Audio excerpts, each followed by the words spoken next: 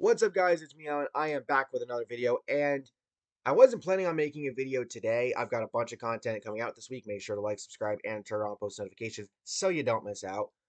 Check out the community tab post I posted earlier about some of the content that's coming out this week, or should be at least.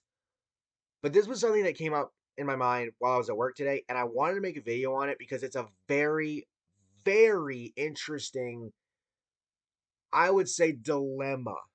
Is it a good dilemma to have? Maybe. Maybe not. We'll see.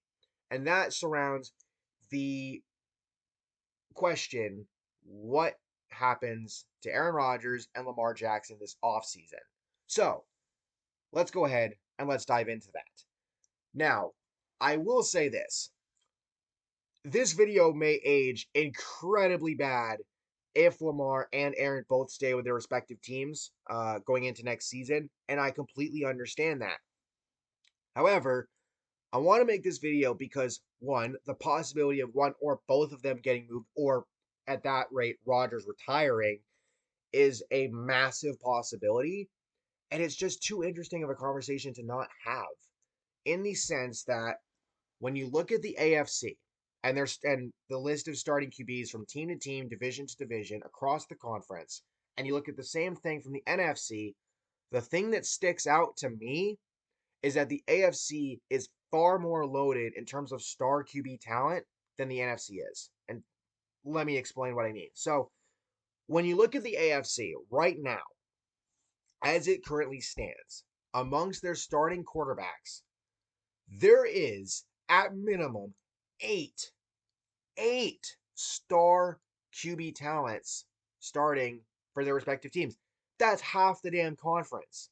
Those, of course, being Josh Allen in Buffalo, Tua in Miami, Burrow in Cincinnati, Lamar in Baltimore, Trevor Lawrence in Jacksonville, Patrick Mahomes in Kansas City, Justin Herbert in LA, and though this might be a reach as of, last season, I can now say that Russell Wilson in Denver. Hopefully Sean Payton can fix him, because if not, I pray for Brandon Perna. And then you have, excuse me, then you have two young uh, star QBs in the making, potentially, in Mac Jones in New England and Kenny Pickett in Pittsburgh.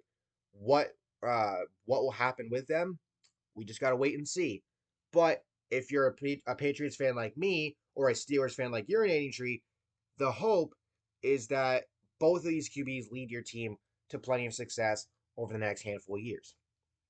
And then you have Cleveland, who is hoping and praying to God that Deshaun Watson can go back to being the star QB that he was in Houston when he was healthy. Because if not, oh boy, yeah, it doesn't take a rocket scientist to figure out Cleveland would be fucked. So we'll see what happens there. But that's 11 of the 16 starting QBs in the AFC. 8 of them are star talents as it stands. 2 of them are star QBs in the making, and a third is a QB looking to get back to being a star. The other 5, Zach Wilson in New York, he ain't good. Ryan Tannehill in Tennessee, washed. Davis Mills in Houston is a quarterback. Matt Ryan in Indianapolis is washed. And Derek Carr in Las Vegas, well, he's not going to be in Las Vegas much longer because they're going to end up releasing him because he's not waiving his no trade clause, which I don't blame him. I've said it before. The Raiders kind of screwed him during his time there, and that'll probably be another video for another day. You can debate me on that one, but I have things to say on it. But that being said,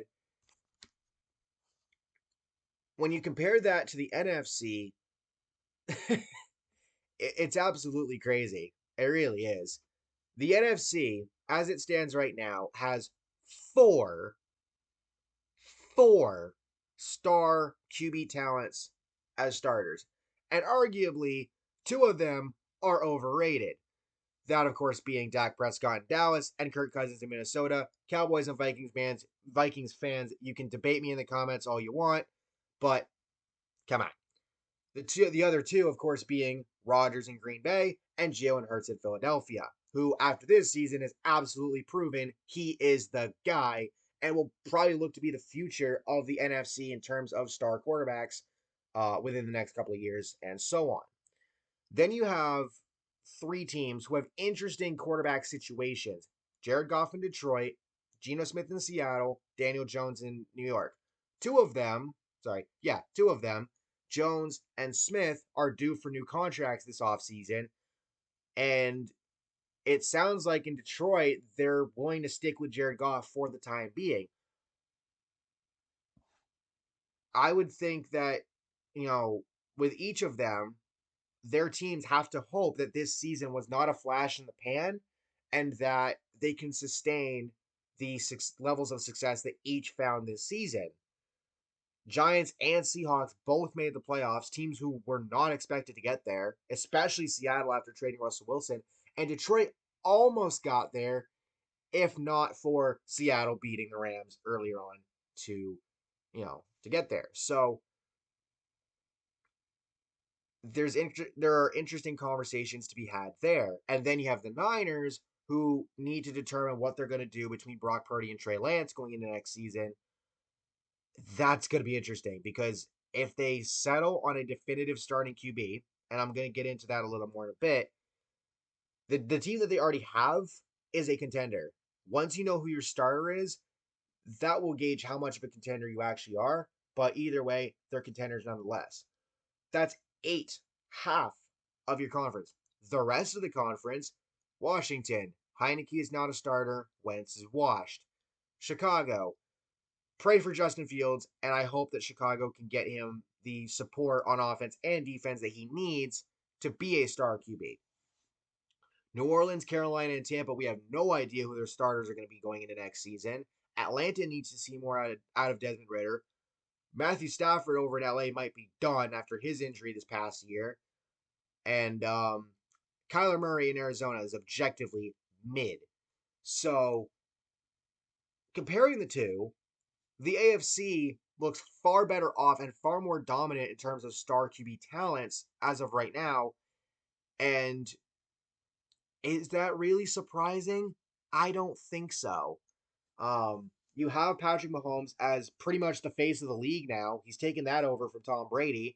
And I'm fully willing to admit that the Chiefs have essentially become the New England Patriots in terms of getting the calls from the refs. Yeah, this is coming from a Patriots fan, so I have a right to say that. But then you get back into the Lamar and Rodgers dilemma.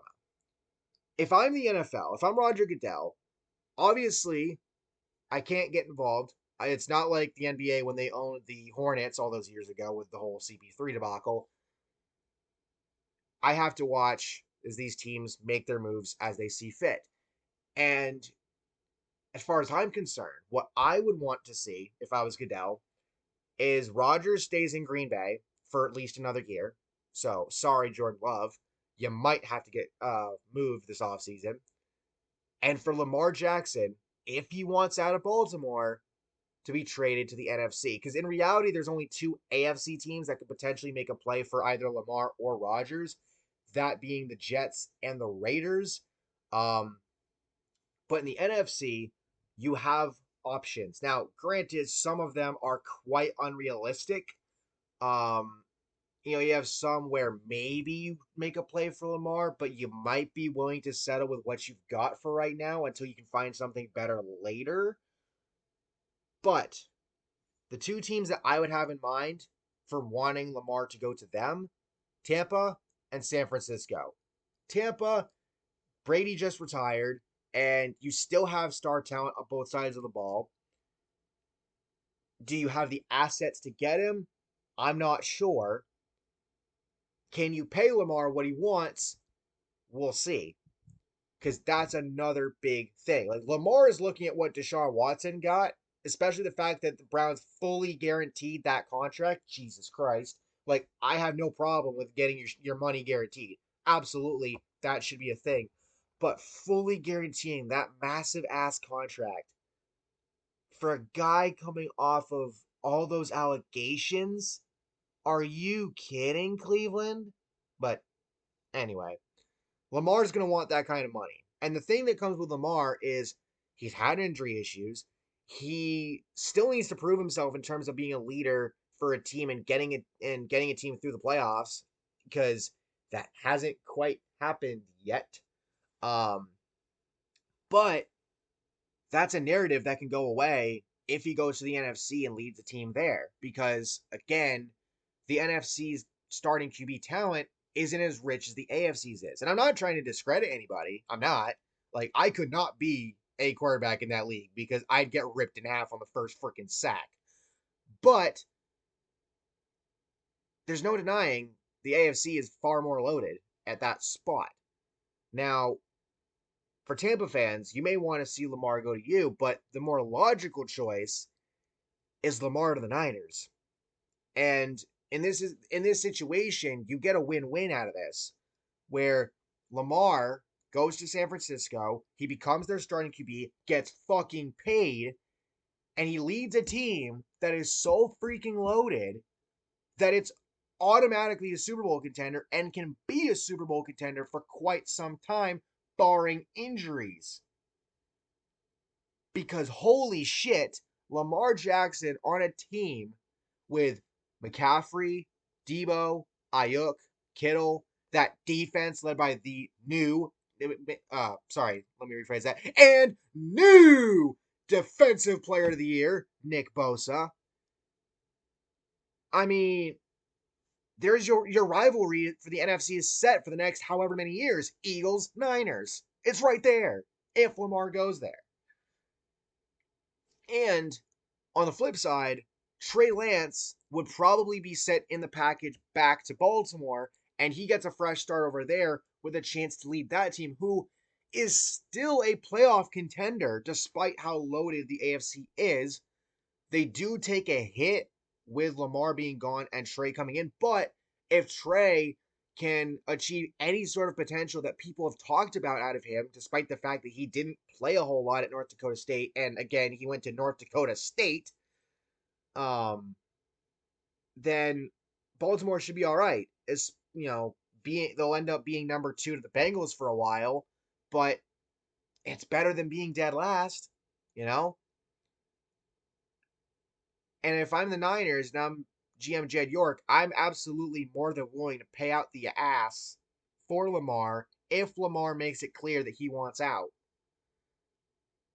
But at the end of the day, it's all a bunch of what ifs, but it's still an interesting conversation. And I've barely even gotten into Rodgers because literally, honestly, I think there's only 3 options for him: stays in Green Bay, retires, or he gets traded to the Jets, which he seems pretty linked to. The Jets have asked if Rodgers is going to be made available, and I think the Jets are going to make a play for him. Um, and it's another situation where you can trade Zach Wilson back in the deal for Rodgers, so it would be Zach Wilson versus Jordan Love for the starting QB spot in Green Bay, um, for going into next season. While Rodgers leads a team that's got a bunch of young talent, offensive and rookie defensive players of the year this year. They won that, and you know, depending on what happens in the AFC East with Allen in Buffalo and Tua in Miami, yeah, the Jets objectively look like the 3rd best team in that conference right now if you get Rodgers, but you can jump them potentially if things play out in your favor. And it would just be funny for Rodgers to go to the Jets, considering that's where Brett Favre went to when he was done with Green Bay. So at the end of the day, there's going to be a lot of decisions made going into next season. And if I'm the NFL, the best case scenario is Rodgers stays in Green Bay and Lamar comes over to the NFC, because if you swap them, like, it's a 1-star QB for another. It doesn't do a whole lot to help the NFC's case in terms of their starting QB talent. Hell, even though Rodgers is damn near 40 years old, it kind of elevates the AFC star talent just a bit more than it already is. If you can keep one and get the other, then it raises the NFC's starting QB stock without truly hurting the AFC starting QB stock either, because again, the AFC is so loaded in terms of starting QB talent. at the end of the day, this should be a chaotic offseason once again. And I'm excited for it. So, thank you all for watching. I cannot wait to see how incredibly aged this video ends up being. Make sure to drop a like and subscribe, and I'll catch y'all next time. Peace.